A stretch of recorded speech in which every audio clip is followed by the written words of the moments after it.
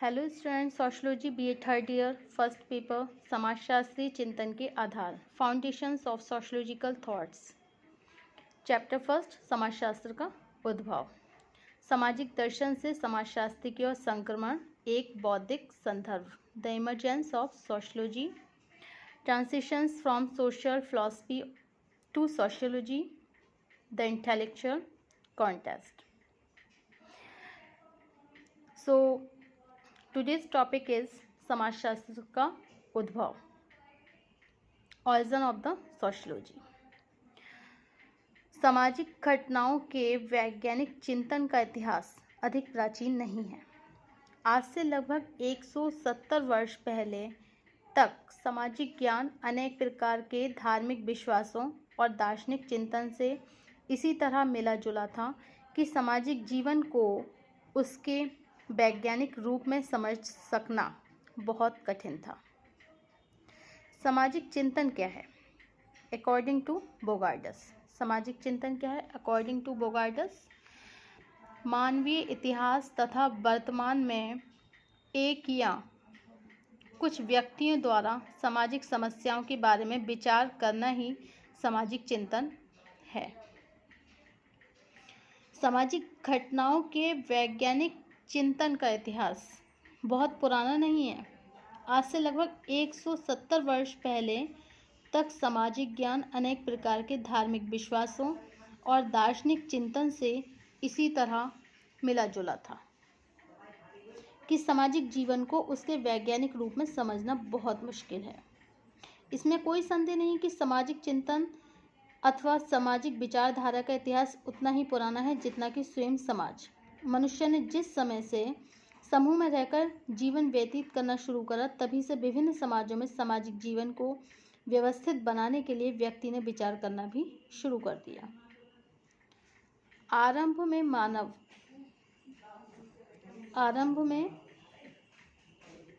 मानव जीवन पर प्राकृतिक दशाओं का प्रभाव बहुत अधिक होने के कारण मनुष्य ने अपनी अधिकांश समस्याओं को प्राकृतिक रहस्य और अलौकिक शक्तियों के संदर्भ में समझने का प्रयत्न किया। इस स्तर पर सामाजिक चिंतन की प्रकृति मौखिक थी। समूह के मुखिया या प्रभावशाली व्यक्तियों के विचारों के आधार पर ही दूसरे लोगों के व्यवहारों और विश्वासों का निर्धारण होता था। मानवीय ज्ञान में वृद्धि होने के साथ मनुष्य का चिंतन धार्मिक, आर्थिक, राजनीतिक, ऐतिहासिक तथा सामाजिक जैसी अनेक शाखाओं में व्यक्तिगत अनुभव और किसी न किसी रूप में अलौकिक शक्तियों से संबंधित विश्वासों से ही प्रभावित विचार तरह तरह की कहावत, कहानी और लोकगीतों में स्पष्ट होने लगा।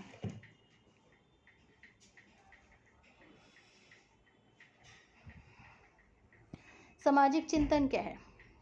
सामाजिक चिंतन है क्या?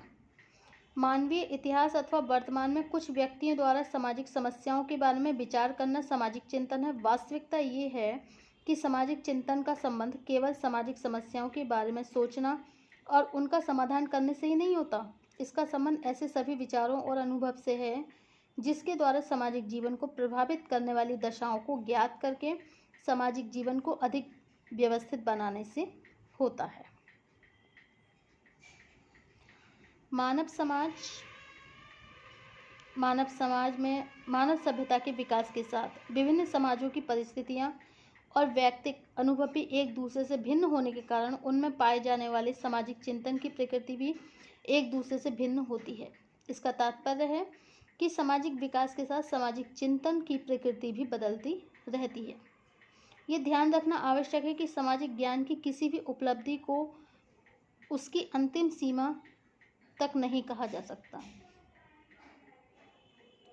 आज समाजशास्त्र के रूप में जिस सामाजिक चिंतन को वैज्ञानिक चिंतन का नाम देते हैं, वह भी सामाजिक चिंतन के विकास की अनेक कड़ियों में से केवल एक कड़ी है।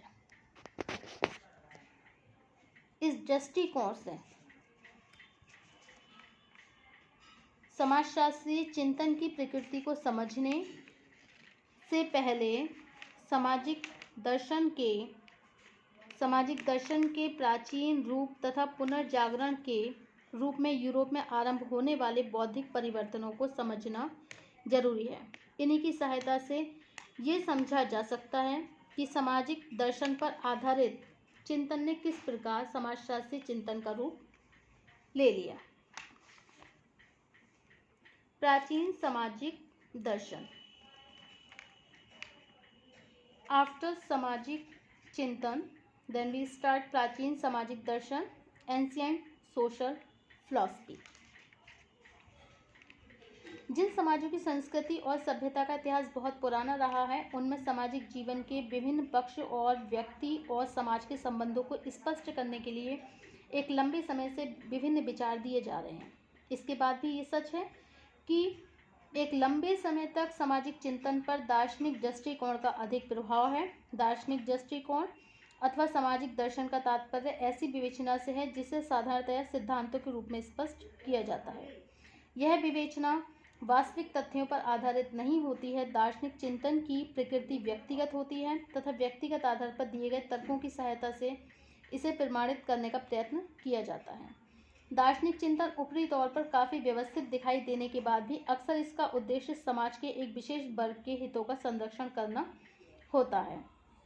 किसी न किसी रूप में सामाजिक दर्शन एक ऐसा ज्ञान है जिसके द्वारा विभिन्न घटनाओं को कुछ ऐसी शक्तियों के परिणाम के रूप में स्पष्ट किया जाता है जिन्हें हम प्रत्यक्ष रूप से नहीं देख सकते। प्राचीन सामाजिक चिंतन पर सामाजिक दर्शन के प्रभाव को भारत और यूरोप की प्राचीन सामाजिक विचारधारा के आधार पर सरलतापूर्वक समझा जा सकता है। Social philosophy in India. Bharat में सामाजिक दर्शन विभिन्न प्रमाणों में अब ये पूरी तरह से स्पष्ट होने लगा है कि बेबीलोनियन, मिस्र तथा यूरोप की तुलना में भारतीय संस्कृति और सभ्यता का इतिहास अधिक प्राचीन है। The history of the Indian sociology is a very ancient. यहाँ की वैदिक संस्कृति का विकास ईसा से 3000 वर्ष पहले होना शुरू हो गया था।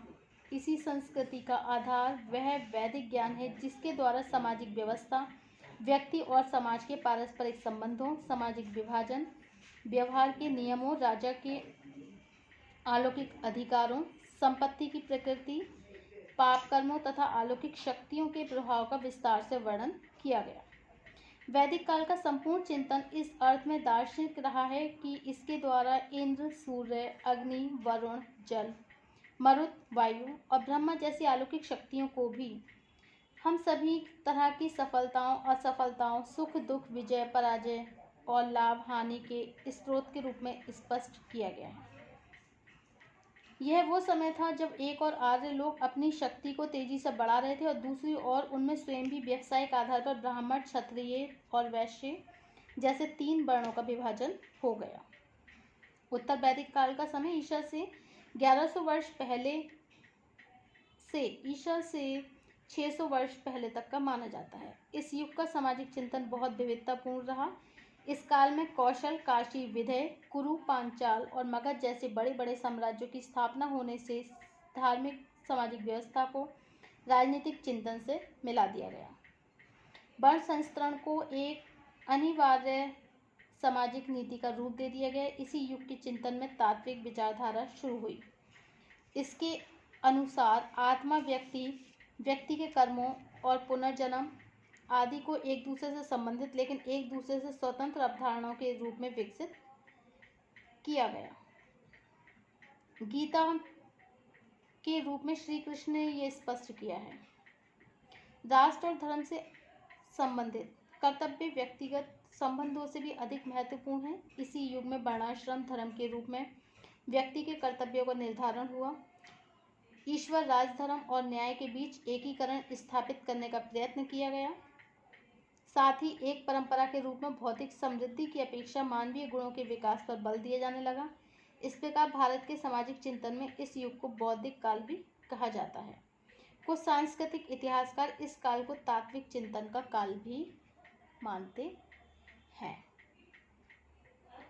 So this is the definition of the सामाजिक चिंतन।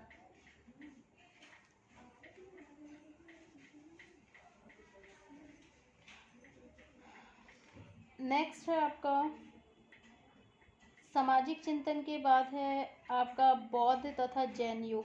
बौद्ध तथा जैन युग किसे कहते हैं?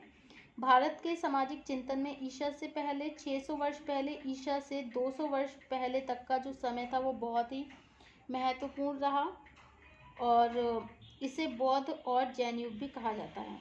इस युग में सामाजिक व्यवस्था और धर्म के बारे में एक नया चिंतन शुरू हुआ।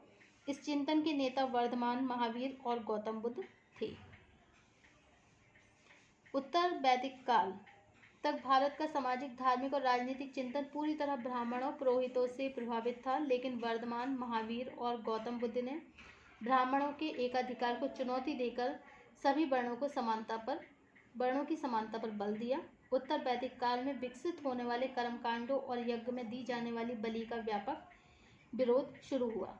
जब महावीर स्वामी और गौतम बुद्ध के विचारों के आधार पर जैन और बौद्ध जैसे नए धर्म विकसित हुए तो एक बड़ी संख्या में लोगों ने इन धर्मों को अपनाना शुरू कर दिया। बुद्ध ने सामाजिक समानता और अहिंसा को सबसे अधिक महत्व देकर आध्यात्मिक विकास और सद्गुणों को व्यक्ति की श्रेष्ठता का आधार घोषित कर दिया गया। व्यावहारिक रूप से सामाजिक स्तरीकरण में क्षत्रियों को सबसे ऊंचा स्थान दिया जाने लगा। स्त्रियों की बढ़ती हुई स्वतंत्रता के कारण अपने ही वर्ण में विवाह करने का नियम कमजोर होने लगा। संक्षेप में, in shortly we can say that इस युग के दौरान एक ऐसे सामाजिक और धार्मिक चिंतन को प्रोत्साहन मिला जिसके फलस्वरूप सामाजिक व्यवस्था का रूप अधिक खुला बनने लगा। Then after it next topic है हमारा मौर्य शासन। भारत में ईसा से 323 वर्ष पहले मौर्य शासन शुरू हुआ। अधिकांश इतिहासकारों के अनुसार मौर्य वंश के शासक शूद्र वर्ण के थे। उन्होंने ब्राह्मण पुरोहितों से मिलकर क्षत्रियों की बढ़ती हुई शक्ति को समाप्त करने का प्रयत्न किया। इस युग का सबसे प्रतापी राजा, जिसका नाम क्या था, चंद्रगुप्त मौर्य, तथा चंद्रगुप्त मौर्य के जो महामंत्री थे जिनका नाम था चाणक्य, इन्होंने अर्थशास्त्र जैसी प्रसिद्ध पुस्तक लिखी थी। Economics is a famous book written by Chanakya. इन्होंने एक फेमस किताब लिखी थी, अर्थशास्त्र, चाणक्य के द्वारा लिखी गई है उस समय के, और ये पुस्तक लिखकर उस समय के सामाजिक चिंतन को इन्होंने एक नया रूप भी दे दिया। चाणक्य का वास्तविक नाम क्या था? आचार्य विष्णुगुप्त। चाणक्य का वास्तविक नाम था आचार्य विष्णुगुप्त, लेकिन कुटिल राजनीति में बहुत कुशल होने के कारण उन्हें कौटिल्य भी कहा जाने लगा। कौटिल्य ने अपने समय के प्रमुख आचार्यों के विचारों का समन्वय करते हुए अपनी पुस्तक अर्थशास्त्र में राजा के आर्थिक, धार्मिक, न्यायिक और सामाजिक कर्तव्यों को विस्तार से स्पष्ट किया। इन विचारों के प्रभाव से एक और समाज में ब्राह्मणों के विशेषाधिकार फिर से बढ़ने लगे। दूसरी ओर शूद्र वर्ग के लोगों को किसी भी तरह के अधिकारों से वंचित करने पर रोक लगा दी गई। कौटिल्य की विचारधारा ने एक ऐसी व्यवस्था को प्रोत्साहन दिया जिसमें शूद्र वर्ण के लोगों को भी धर्म ग्रंथों का अध्ययन करने और धार्मिक अनुष्ठानों में सम्मिलित होने का अधिकार मिलने लगा। इस युग की सबसे महत्वपूर्ण घटना ईसा से 273 वर्ष पहले सम्राट चंद्रगुप्त मौर्य के पौत्र अशोक का सम्राट बनना था। सम्राट अशोक ने ब्राह्मणों के परंपरागत अधिकारों को समाप्त करके सभी वर्णों को समान अधिकार दे दिए। बाद में अशोक के द्वारा बौद्ध धर्म को राजधर्म घोषित कर देने के कारण जन्म पर आधारित स्तरीकरण लगभग समाप्त हो गया और स्त्रियों के अधिकारों में वृद्धि होने लगी।